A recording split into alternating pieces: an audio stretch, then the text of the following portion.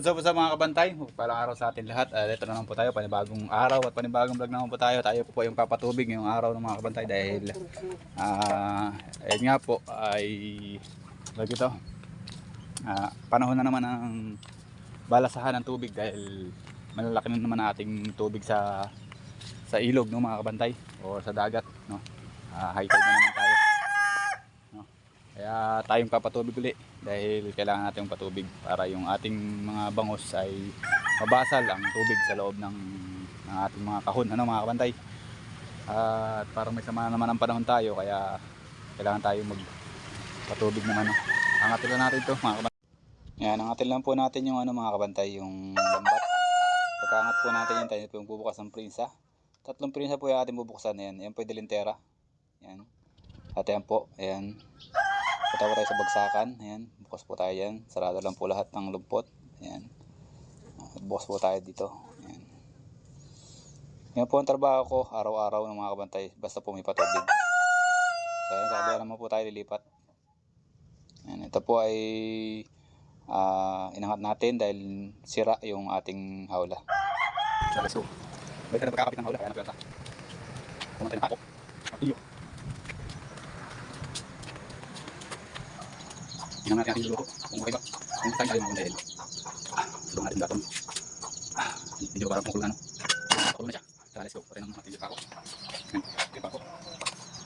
Matigil ako. Let's go. Dahil na nga po, nakakuha na po tayo ng gamit. At ating papakuha na yung ating hawla. Yung lambat nating nasira. Dahil marami na po siyang labuab. Kaya po na puwersa. Ayan, tsaka baliktad po ang pagkakabit ng hawla natin. So pagkatapos po yan, iisisin po natin. Dahil nga po marami na siyang labuab ang pagkapako natin. So dyan nga pala sa sa pagkagawa ko na yan, tayo po ay nasugatan, no, mga kabantay.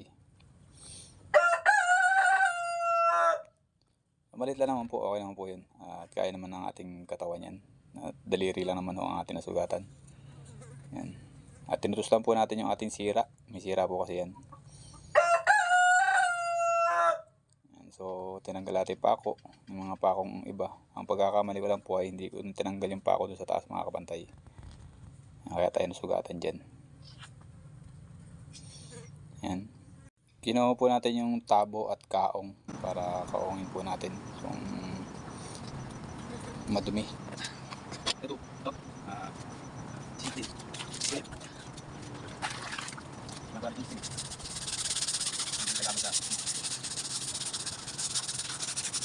Hindi naman tagal bumigas, marami ng patakali. Meron talo, meron na. Huwag na ng ulo. Sakali. Matagal bulik. Ow! Hindang! Hindi na sila. Sumat tayo mga patay. Talas ako. Ako kami sila. Kami.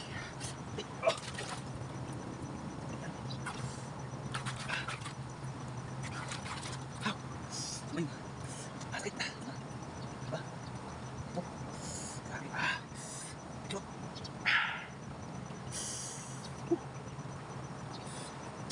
Ow.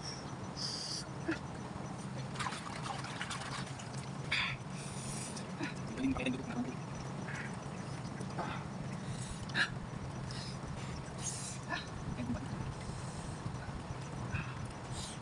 At tinala po natin yung ating pagkakaong.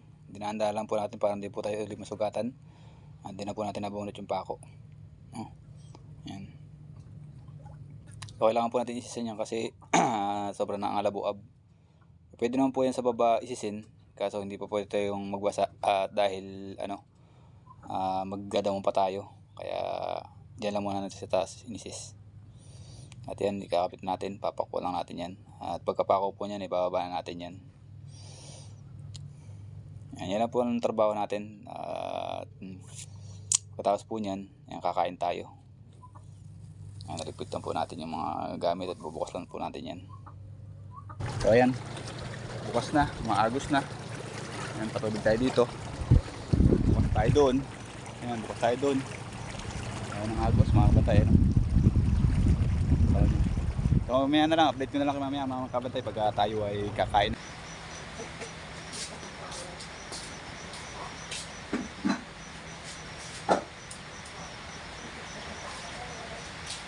kabantay, tayo kakain na. Dito tayo sa kahoy. Dito natin ang ating tinolang manok. Yan, may saluyot at malunggay. Yan po ang ating sinahog. Yan po ay nakabiling sayote o papaya.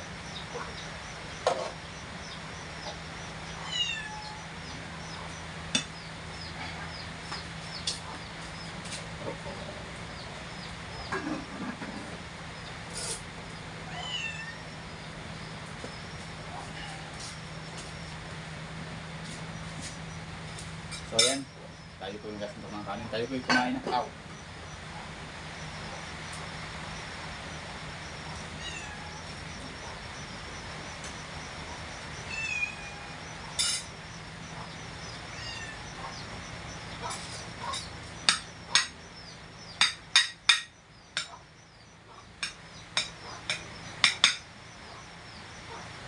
Yan, meron po tayong bangus. Yan, pero itong bangus dahil yan, medyo na tusta pa.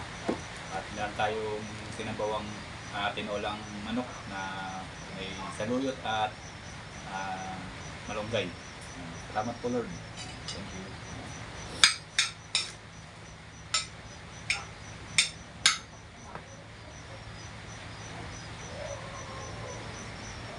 Thank you po Lord. Kain na po tayo mga kabantay. Kain. Tayo po magkukutsara dahil nga po nasugatan yung ating daliri. Mahirap po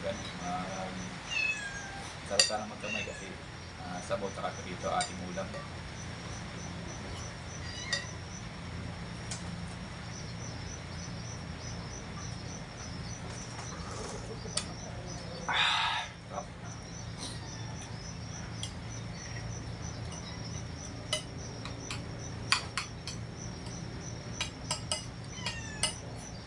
So pagkatapos po natin kumain, magdadamo po tayo, pero kung makakapag-vlog po tayo ng magdadamo kasi medyo umulan po ngayon, mabasa po yung ating cellphone.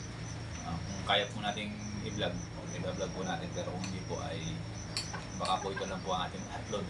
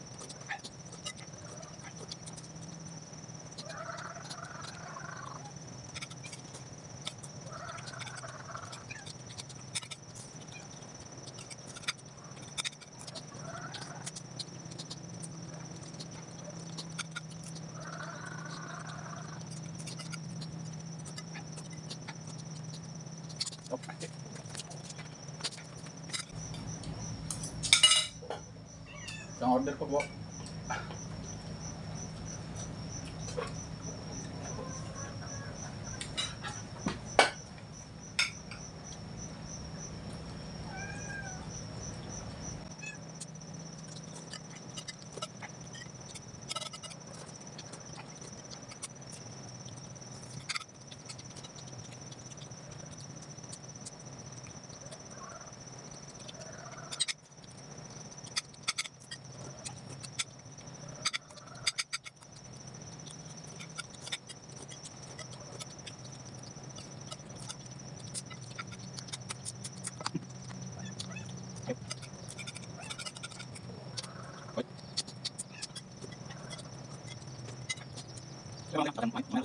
ating.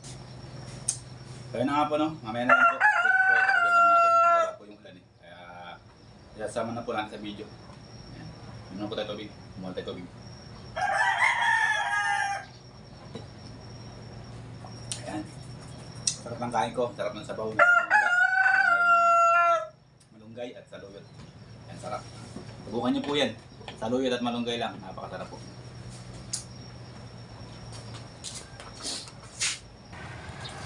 So ayan mga kabantay, tapos na tayong kumain. Ayan. Tayo ay mag-grass cutter na, no, mga kabantay. Ang laki ng buha ko. Pilitin natin. Ayan. Mag-grass cutter na tayo mga kabantay. Upya. Ito yung ating grass cutter. Ayan. Ating laging ginagamit. Ayan. Ayan. Ito. So ito muna tatadamuhin natin. Yan yung ating ano na to, ating area na pulungan. Ayan. Ikutan muna natin to. Kasi ting gabi tayo dito lumalakad. Baka mamaya merong mga nakatago na so kaya naman sa umaga hindi natin mapansin, matuklaw tayo. Kaya kailangan natin damuhin to. Itong lagi natin nilalakaran na area na to. So tara, let's go mga kabantay.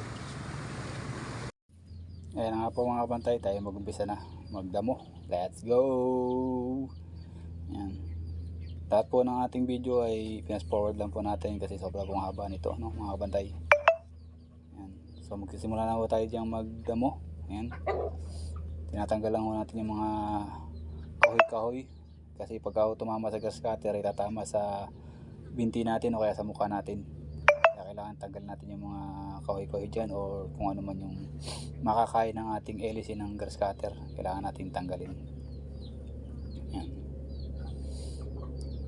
Yan po ang ating isa pang trabaho mga kabantay, ang magdamo. Yan. So ang pagdadamo po ay hindi rin po biro, ano mga kabantay, napasakit po sa katawan yan. Halos po ang katawan mo po ay kumikilos dyan mga kabantay. Kaya minsan yung ating tuhod dahil pagbaling-baling yung ating tuhod dyan ay minsan ay sumasakit. Kumbaga parang napupersa ba. So tayo po yung papatay dyan dahil yung ating makina dyan ay nagluluko na. Papatay-patay na po siya. Kaya tayo huminto muna dyan at ayusin natin yung ating makina dyan. Tanggal natin yung carburetor para maging maayos na siya ng mga kabantay.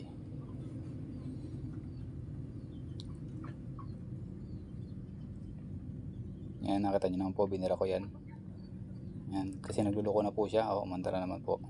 Pagka namatay po, yan na po. So ayan po mga kabantay, tayo po ay nagpapakain. Ano? Pagkatapos po natin magdamo, ayan pa yung ating dinamo. Ayan.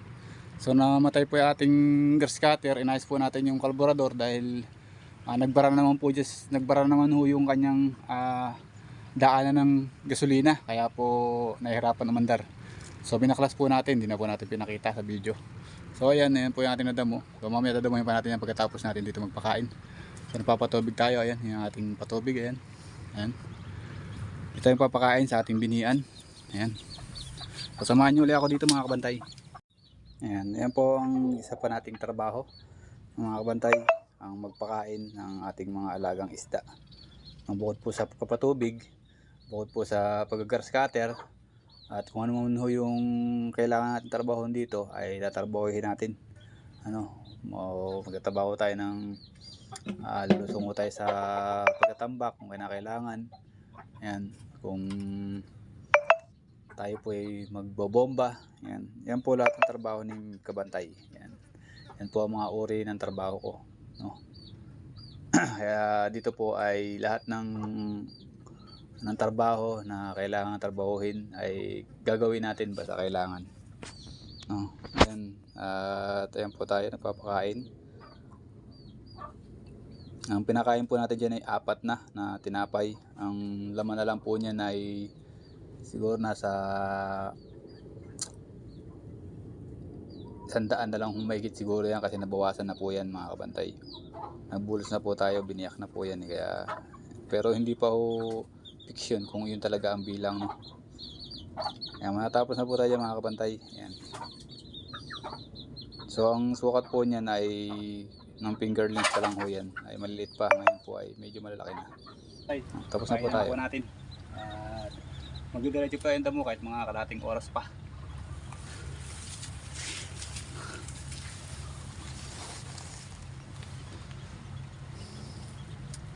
Ayan po yung ating napakainan. Ayan.